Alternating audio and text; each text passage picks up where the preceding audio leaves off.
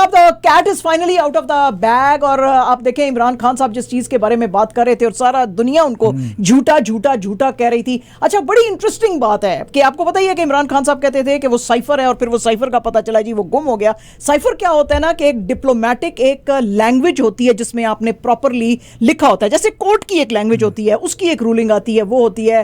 Parliament की एक ruling होती है, बिल्स जो आते हैं उनकी एक जो लैंग्वेज होती है, तो एक जार्गन होती है हर ट्रेड से रिलेटेड जो कि आती है। अब ये जो इंटरसेप्ट वाले हैं, इनके पास वो साइफर तो आया नहीं, क्योंकि इमरान खान साहब ने कहा जी मुझे नहीं पता वो कहां गया, क्योंकि वैसे भी ओरिजिनल कॉपी तो प्राइम मिनिस्टर को दी जाती भी नहीं है, वो फॉरेन ऑफिस में रहती है।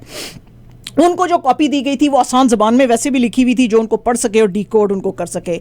द इंटरसेक्ट ने क्या किया है कि वो जो कॉन्वर्सेशन दोनों के बीच में चल रही थी, वो अब कॉन्वर्सेशन तो कोडेड लैंग्वेज में नहीं चलेगी ना, तो वो जो कॉन्वर्सेशन जो पाकिस्तान के आउटगोइंग जो एम्बेसडर थे उनके और डोनाल्ड लू जो कि असिस्टेंट सेक्रेटरी ऑफ स्टेट थे उनके बीच में चल रही थी, वो पूरी की पूरी उसने इंटरसेप्ट ने वो कॉन्वर्सेशन छाप दी है।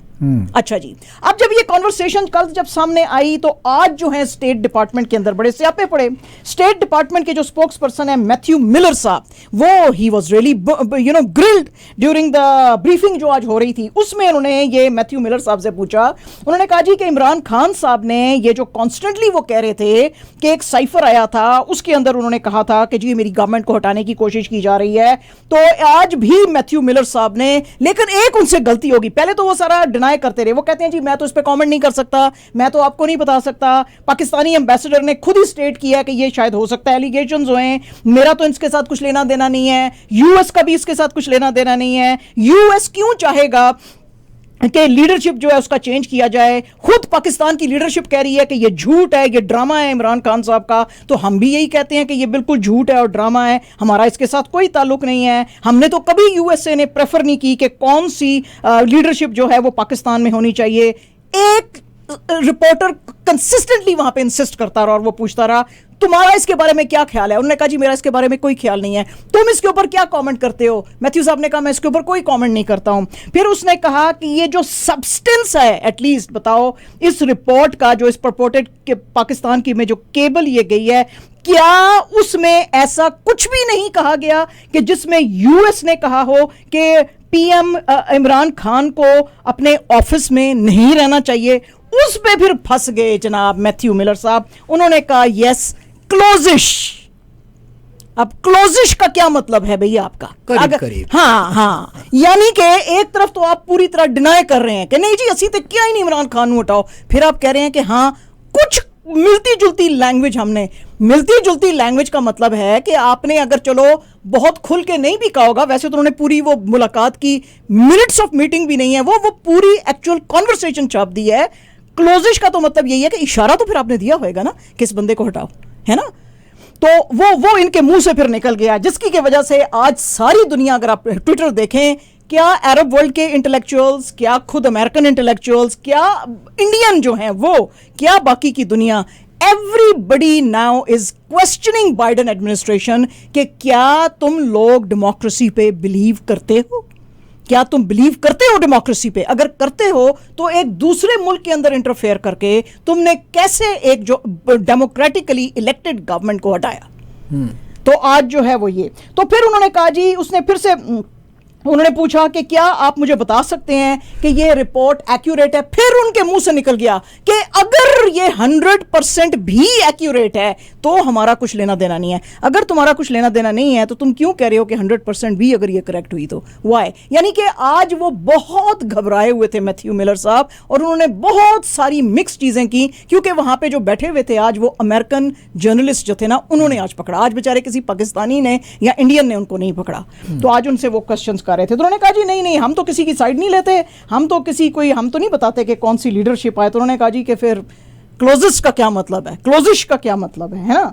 ऐसे करके तो वो है। अच्छा जनाब, पाकिस्तान के अंदर जो शहबाज शरीफ साहब हैं, उन्होंने आज बहुत बड़ी खबर दी है, बहुत बड़ी उन्होंने खबर दी है। उन्होंने कहा जी कि नवाज शरीफ साहब शायद नेक्स्ट मंथ पाकिस्तान में वापस आ सकते हैं। अच्छा। हाँ, ये बहुत बड़ी उन्होंने खबर दी है। और दूसरी, उन्होंने एक दफा से फिर रबिश किया इसको। उन्होंने कहा कि इमरान खान का ये सारा नैरेटिव के साइफर आया और ये हुआ और वो हुआ। मैंने खुद एनएसए की यानी कि नेशनल सिक्योरिटी काउंसिल की 2 मैंने मीटिंग्स की थी, उसके अंदर जो है सारे आर्मी के जो चीफ्स थे वो भी बैठे हुए थे, यानी कि सर्विसेज के चीफ्स बैठे हुए थे, कमर बाजवा साहब भी बैठे हुए थे।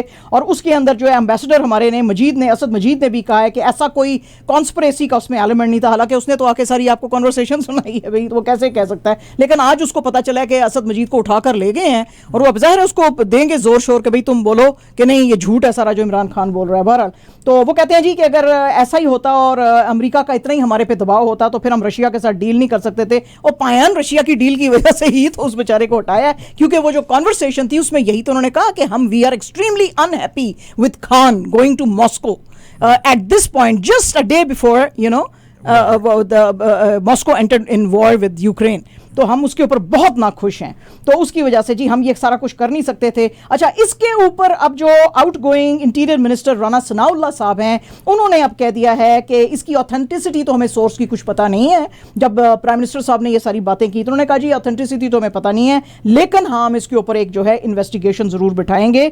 और इन्वेस्टिगेशन तो हम कहते हैं जी कि सिर्फ इनके ऊपर बिठाने की ज़रूरत नहीं है जिन जो आपको ये सोर्सेज हैं या जो आपको बता रहे हैं, बल्कि एक इन्वेस्टिगेशन ऑफ कमर बाजवा साहब के ऊपर भी बिठाएं, क्योंकि उन्होंने भी कंप्लीटली डिनाई किया था। If he was sitting in this meeting and if he knew about all this, अब इंटरसेप्ट की ये सारी जो कॉन्वर्सेशन उन्होंने छाप दी है उसके बाद अब कमर बाजवा साहब क्या कहते हैं। तो एक इन्वेस्टिगेशन तो आप कमर बाजवा साहब के साथ बिठाएं और उनसे पूछें कि भाई साहब, और उनका बल्कि मैं तो कहती हूं कोर्ट मार्शल करें आप कि आपने मुल्क के अंदर अपने मुल्क के साथ गद्दारी कैसे की। हम रोज यहां पे बैठ के मोदी जी को क्रिटिसाइज करते हैं कि वो ये करते हैं ये करते हैं। मोदी जी को हम क्रिटिसाइज करने का वैसे हमारा मकसद इसलिए नहीं बनता क्योंकि वो अपने मुल्क का सोचते हैं। आज हम उनकी आपको एक स्पीच मोदी जी की भी सुनाएंगे कि उन्होंने हिंदुस्तान के लिए क्या किया है। और आप जो हैं सारे आप लोग क्या कर रहे हैं अपने मुल्क के अंदर। एक डेमोक्रेटिकली इलेक्टेड गवर्नमेंट जो बैठी हुई थी, जो मुल्क को बिल्कुल सीधे राह पे चला रही थी, उसको आपने डिरेल किया और खराब किया अपने इंटरेस्ट के लिए। कि आपका इंटरेस्ट था वो कौम के सामने अब आना चाहिए अब ये सारी बात के साथ, क्योंकि अब तो वो उन्होंने ब्लैक एंड व्हाइट में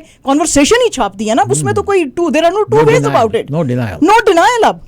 और उसमें आप देखेंगे उसने असद मजीद ने क्या कहा। असद मजीद की वो सारी मैंने उसको ये कहा, फिर उसने मुझे ये कहा, मैंने उसको ये कहा, तो उसमें तो कोई कोडेड चीज़ है ही नहीं। वो तो एज एज कॉन्वर्सेशन है जो लंच पे चल रही थी। बाला जी ये है। तो अब उन्होंने कहा जी कि और अगर और फिर भी राना सनाउल्लाह ने वही मुर्गी की एक टांग, उन्होंने कहा जी कि अगर इमरान खान झूठा पाया गया तो अंडर ऑफिशियल सीक्रेट्स एक्ट उसके ऊपर जो है मुकदमा चलाया जाएगा। भाईजान शाबाश है वैसे थोड़े होते बड़ा भाई गुर्दा थोड़ा झूठ बोलन था भाईजान।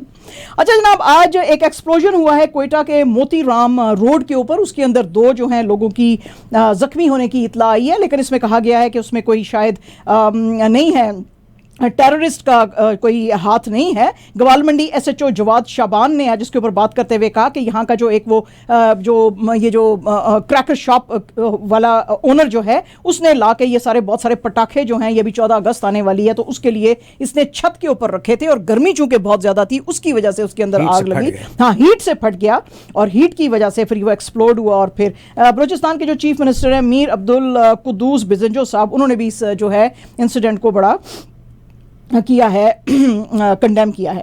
हिंदुस्तान के अंदर मुसलमानों के खिलाफ एक खास किस्म का जो हेट्रेड आता जा रहा है उसके ऊपर आज एक रिपोर्ट आई है द वायर की। और ये हमने आपको वैसे कहानी सारी पहले सुनाई थी, लेकिन वायर ने आज इसके ऊपर क्वेश्चंस पूछे हैं कि आरपीएफ का एक कांस्टेबल चेतन शर्मा, जिसने कि एक मुस्लिम्स जो ट्रेन चल रही थी पैसेंजर ट्रेन, उसके अंदर जो है एक पैसेंजर ट्रेन जो चल रही थी उसके अंदर जो 3 मुसलमान मारे थे और फिर एक असिस्टेंट सब इंस्पेक्टर को मारा था, जिनके के नाम जो हैं अब्दुल कादिर भाई, मोहम्मद हुसैन भानपुर वाला, अख्तर अब्बास अली, सरदार मोहम्मद हुसैन, ये जो हैं।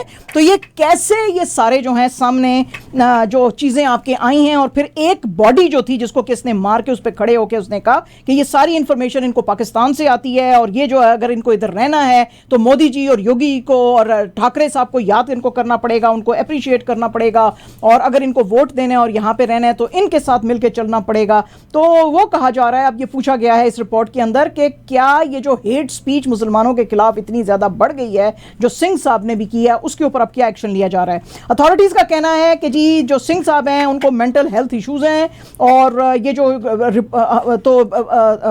जो मीडिया हाउस है वो उसने पूछा है कि ये जो वीडियो सामने आई है इसमें तो इस तरह की कोई चीज नहीं नजर आ रही, इसमें तो लग रहा है कि वो बिल्कुल ठीक हैं और कम्युनली चार्ज जो है स्पीच कर रहे हैं। बहरहाल जी पुलिस कहती है कि इसको हमने चार्ज किया है under section 302 of IPC for murder, जो लेकिन इन्होंने जो हैं ये द वायर वाले, इन्होंने क्वेश्चन पूछा है जी कि 5 ऑफ आईपीसी के अंडर इनको क्यों नहीं किया जा रहा, क्योंकि ये हेट स्पीच इन्होंने दी थी। और ये जो है सेक्शन ऑफ 505 ऑफ आईपीसी ये डील करता है कम्युनिटी चार्ज ऑफेंसेस के लिए, लेकिन एफआईआर में इसका जो है कोई भी जिक्र नहीं है।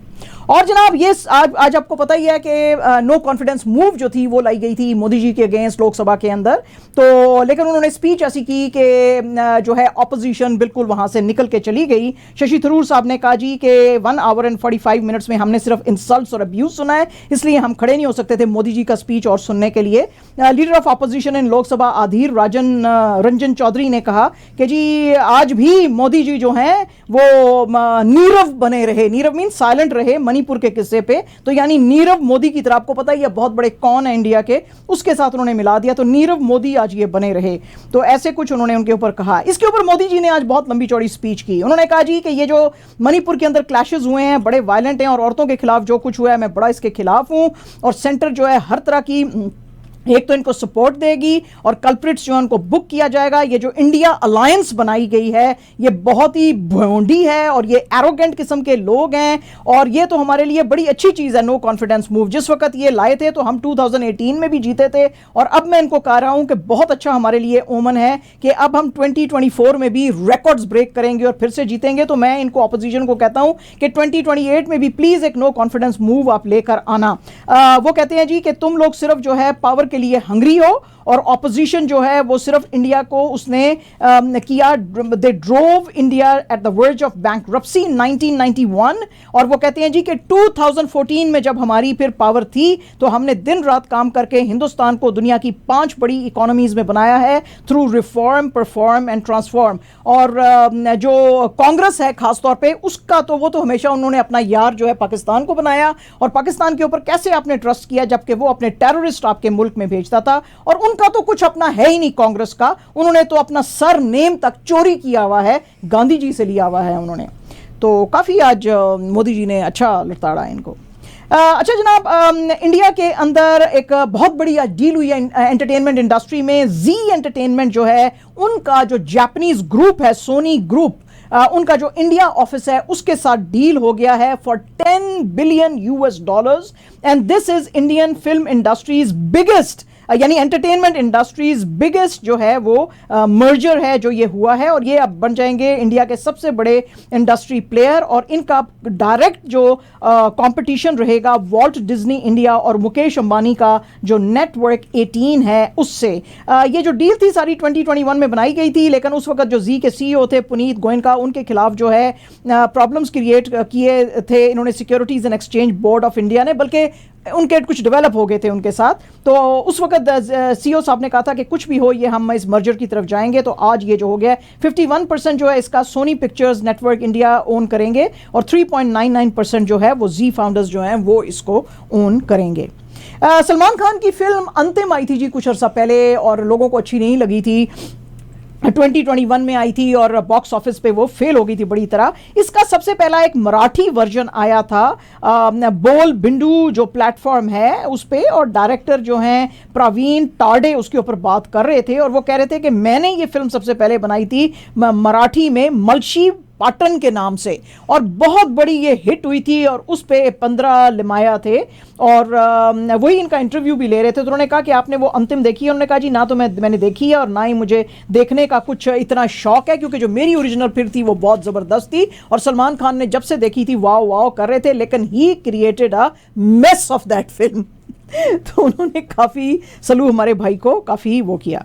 एंड जनाब शाहरुख खान साहब जो हैं उन्होंने बड़ी तारीफ की है दुलकर सलमान की, जो आज एक ट्रेलर आई है इसकी, ये जो इनका जो अभी आने वाली है फिल्म किंग ऑफ कोठा उसकी, और शाहरुख खान ने इनको बहुत सारी बधाइयाँ दी हैं और कहा है कि big hug to you and wishing entire team success, और उनको बहुत ही अच्छी लगी। वो कह रही हैं कि ट्रेलर बहुत ही सुपर है। ट्रेलर के अंदर लग रहा है कि दिलकेर जो है बड़ा एम्बिशियस मैन है और बड़ा नोटोरियस गून अपने बाप की तरह बनना चाहता है, और फिर वो जो है लोगों को मार पीट रहा है लेकिन लोगों का हीरो है, और इस तरह का ये है। तो बड़ी ही इसकी खूबसूरत पिक्चराइजेशन है कि ज़ाहिर है आप सोचें कि शाहरुख खान ने इसकी तारीफ़ की है। इसको डायरेक्ट कर रहे हैं अभिलाष जोशी, और ये रिलीज़ होगी अगस्त 24 को। इसका जवाब देते हुए दिलकेर ने कहा कि sir I am your fan boy for ever.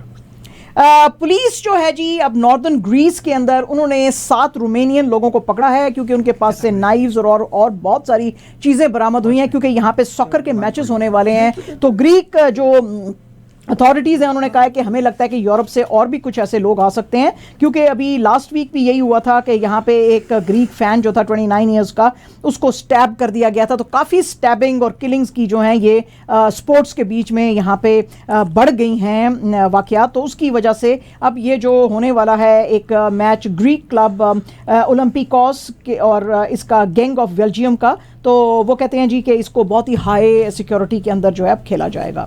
NDTV जो है जी उसके मुताबिक जो रेसलिंग फेडरेशन ऑफ इंडिया के चीफ हैं और बीजेपी के एमपी हैं ब्रिजभूषण साहब, जिनके के ऊपर सेक्सुअल एलिगेशंस आए थे, हरासमेंट के केसेस डाले थे इन्होंने, ये जो हैं जितने भी थे रेसलर्स, इंडिया के टॉप रेसलर्स जो थे विनीश फोगट, बजरंग पूनिया और साक्षी मलिक ने, और उन्होंने कहा था कि इनको हटाने की ज़रूरत है। तो आज उनके लॉयर जो थे वो दिल्ली कोर्ट में आए थे और उन्होंने कहा जी कि आपको पता ही है कि रेसलिंग के अंदर कोई औरतें तो कोचेज होती नहीं है, सारे मर्द ही होते हैं, और अगर कोई मर्द खुशी में अगर किसी बच्ची ने अच्छा काम किया और अचीव किया कुछ तो उसको एकदम से गले लगा लेता है बगैर बैड इंटेंशन के और लड़की को टच कर लेता है विदाउट एनी क्रिमिनल इंटेंशन, तो उसको ऑफेंस नहीं समझा जाता है। वैसे भी ये सारे वाकयात इंडिया से बाहर हुए थे तो हिंदुस्तान की अदालतें तो इसको वैसे भी प्रोब कर नहीं सकती हैं। एक वाकया सिर्फ जो हुआ है या 2 वाकये जो हुए हैं, एक अशोका रोड के ऊपर और एक श्री फोर्ट के ऊपर, सिर्फ उसको आप कर सकते हैं और उसमें जो है ये इनका कोई भी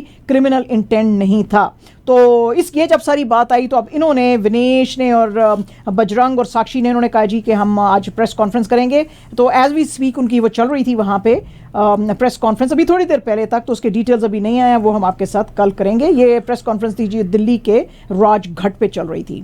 और जनाब आईसीसी वर्ल्ड कप जो है 2023 शुरू होने वाला है, लेकिन कोलकाता का जो दिल्ली का जो Rajghat Eden garden stadium Kolkata का जो है वहाँ पे रेनोवेशंस चल रही थी, तो वहाँ पे शॉर्ट सर्किट होने से आग लग गई जिसमें कि प्लेयर्स के बहुत सारी किट्स और सामान उनका बर्न हुआ और बहुत देर के बाद इसको रोका गया मुश्किलों से। तो यहाँ पे इस वेन्यू पे 5 मैचेस होने हैं इंक्लूडिंग द सेमीफाइनल्स, और यहाँ पे पाकिस्तान ने भी अपने 2 मैचेस खेलने हैं, एक बांग्लादेश के अगेंस्ट ऑन अक्टूबर 31 और एक इंग्लैंड के अगेंस्ट नवंबर 11 को। तो अगर वो क्वालिफाई कर जाएंगे सेमीफाइनल के लिए तो फिर वो अपना सेमीफाइनल का मैच भी यहीं पे कोलकाता में खेलेंगे।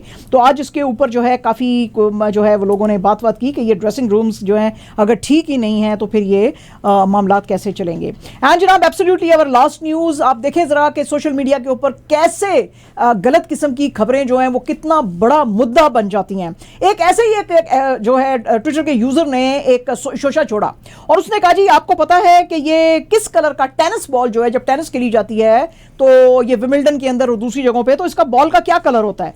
43.2% ने कहा कि ग्रीन होता है, 46.7% ने कहा येलो होता है, 3.4% ने कहा कि हमको कुछ अल्टरनेटिव आंसर दो, 6.8% ने कहा कि भाई तुम ऑप्शन ही दे दो, तुम आंसर ही शो कर दो, हमको क्या पता किस कलर का होता है। तो जनाब आपके लिए हम एक्सप्लेन कर दें कि ये जो होता है टेनिस का बॉल ये येलो कलर का होता है, लेकिन हम फिर से आपको बताते हैं कि ये जो मिसकंसेप्शंस और मिस इन्फॉर्मेशन सोशल मीडिया पे फैलाई जाती है उसको प्लीज़ फॉलो मत किया करें। तो ये थी जनाब हमारी आज की खबरें।